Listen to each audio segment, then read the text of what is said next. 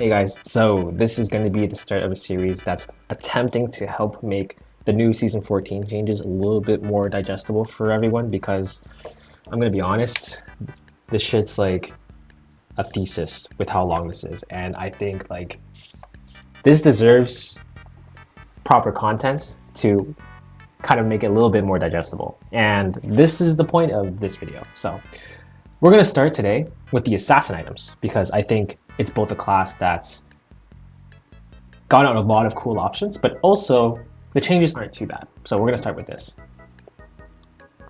And so basically, more importantly than any of the item changes overall, although they're really cool, the biggest thing for assassins this year as a whole is the change to the way lethality works.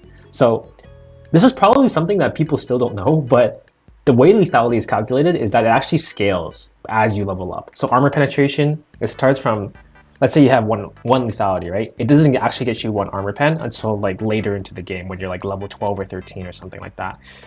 It actually starts way below that.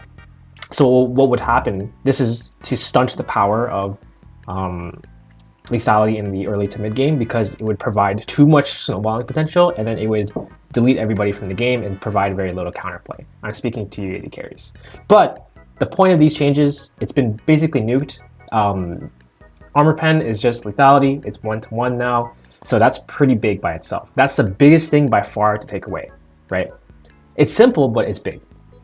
But now we can talk on some of the options that Riot has given assassin players for their items, because that's pretty cool in my opinion. The first one, we'll just go them down in order. We'll just go through them in order to kind of understand the ideal purpose for each of them, and then when you can potentially be building them. That's the idea of this video. I'm going to give recommendations. So the first one being Volcanic Sword. It's a pretty good one, I would say. It's in the energized line of items, which is interesting, even though it's not really related to any of the other ones, because Storm Razor and Rapid Fire Cannon and Static Shiv, they're all crit items. But this one is not a crit item at all. It's a lethality item. So I'm not sure if there's going to be like an energized build at some point. Maybe that's something to try for some players. You can do like a one-tap build. That's pretty funny to me. But the idea is that you can get an energized attack and then you will get it a lot faster if you're in stealth or if you're high mobility. So these are champions that obviously assassins that would benefit a lot from this. So I'm thinking of champions like Kha'Zix that came to mind. He probably gets a lot of this, especially when he's ulting, when he's dumping as well, Talon, things of that nature. Even champions that like have a lot of dashes could potentially benefit from this. I haven't tested this with someone like Lucian, who potentially could go like, whose current build is actually like a Storm Razor energized build. So any champion that has that could probably benefit from this. And then you basically have a mini Duskblade proc and it deals extra damage. So it's really good for champions that are assassins, but generally need a little bit of help getting that extra bit of oomph in order to actually one-tap their targets. So champions like Kha'Zix or Talon or Zed, things of that nature. Profan Hydra is the next one. It's more of a clearing item. It's along the Hydra line. It's a new one that involves lethality. This one I found a little bit weird because it seems a little bit homeless in that sense. It's probably just meant for assassins that normally built Ravenous Hydra and then they were given this one instead. It's probably also decent for bruisers that can itemize a little bit more aggressively into squishy teams. So let's say Riven would build Ravenous Hydra normally and she's a bit more of like a sustain tank, quote unquote. But if you were to build this item, you could instead still have the wave clear, but become a one-shot champion instead.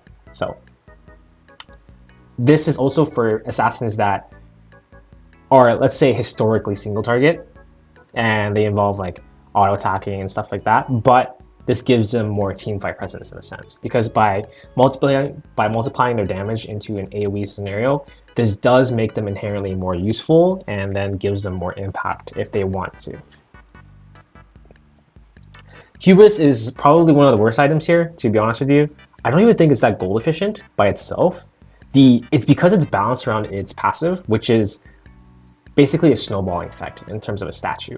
So the idea here is that it has stats, but it also costs 3,000 gold.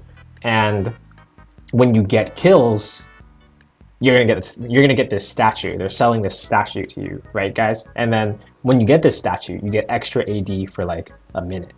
And then when you get more kills, the statue actually gets stronger and stronger. And although it's cool, I would put it along the lines of some of these like stacking items that like, it's an item that you would only really get if you're already really ahead and it's like obnoxious. So this is definitely just a solo queue item. Like you're never gonna see a pro player build this unless pro players are playing Kha'Zix or something for whatever reason, or Zed is back in the meta. Like I think these are things that are pretty unlikely, so I wouldn't expect it, and I don't think you should really worry about this one too much. Opportunity is a similar item to, honestly, it's a similar slot to Volcanic Sword in the sense that it gives a bunch of damage and lethality, but gives a boost in terms of I guess it's in the name, an opportunistic like engagements where you need extra damage in specific windows, and that's what assassins are for. So out of combat, this one will grant extra lethality for 3 seconds when you enter combat. So that's enough for a lot of assassins to just have a combo. I would say Volcanic Sword is probably more consistent. It's meant for laners, and this is probably stronger for junglers, but I don't see any reason for them not to be, overlappable. And I don't think their passives overlap, or they're not unique. So that really works. It's more of an in and out item as well, because this one is more about consistent damage and hence costs a little bit more. And this one has less stats. I think it doesn't have any haste either. It gives movement speed instead. So it's a little bit cheaper and it's meant for escaping. That's the idea. There's a component that's been introduced as well in Retrix. They've also brought back Brutalizer. This is something from many, many years ago. I believe they changed the naming from flat armor pen to lethality just because flat armor pen is not really a stat anymore. So that's the only change. It's still 1337 gold and has a very similar stat line. Another tragic, let's say, a tragic loss as a result of these lethality changes is actually they nerfed Serylda's like decently hard. So a lot of champions that could just build Serylda's normally and they just use it as an armor pen item. So like normal AD casters, this item is not as good anymore because if you can take a look here, it still costs, I believe, the same, but they've converted it into a lethality item. And it gives 15 lethality base, and it also gives 15 haste, but your percent armor pen is now scaling with lethality. So champions like, let's say, champions like Ezreal, he's the one that comes to mind first. He's gonna actually just net out with less armor pen almost every time, unless he's for some reason itemizing lethality in his build and skipping on Man Immune Triforce for some reason. And on top of this, they nerfed the slow. So people really don't want, or rather Riot really does not want people building this item anymore. And this is a little bit unfortunate because now I think armor pen items are a little bit weaker for a lot of bruisers, and maybe that was their idea. A lot of these other champions are going to have to build things like Black Cleaver or just force themselves onto the crit armor pen items. Like I don't really know what the idea is here. I haven't done the math on this, there is like a point in an intersection where this is like X amount of armor, where this is actually equally gold efficient to the old Serylda's, because we had to factor in the normal lethality as well, and it scales with itself. So I believe with just the base lethality here, it gives around 22% armor pen, and the old one gave 30, and you lose the slow, and it costs the same amount of money. So it's a lot going against it here. They pretty much just dialed down Durk a bit to be focused more on the armor pen focus, the lethality portion here. Bringing it down to 1,000 feels really nice. A lot of champions really like that. They're not building it for the AD, they're building it for the armor pen. So this is a really good change and brings a lot of accessibility to these items. Youmuu's is a very interesting change. So they made it a lot cheaper. They toned it down slightly, I believe, in terms of its power because it used to be a mythic. But these are all really good changes. It's probably one of the stronger lethality items to pick up. Like I can even see this coming back on champions like AD carries, like the MF Jhin meta, where they're just rushing Youmuu's and then they can go like Umbroglaive or Eclipse or whatever they want in this case. So really accessible. It's really good for roaming, obviously, because of the move speed. Really nice. Axiom Arc is generally the same, so I won't really touch on it too much. Umbroglaive got nerfed, which is good because it was by far the strongest and sleeper assassin lethality item. Not because it was good for doing damage, but because of the utility it brought. It was extremely underrated to have knowledge of whether you are on a ward or not, because having the passive just allowing you to scan entire parts of the map is something that is so crazily valuable, especially at the price point of only 2,300 gold. And before, it would also be a little bit insane in the fact that it would contribute to mythic passives before. So now that that's out the window and they up the price, it's a bit of a nerf for this item.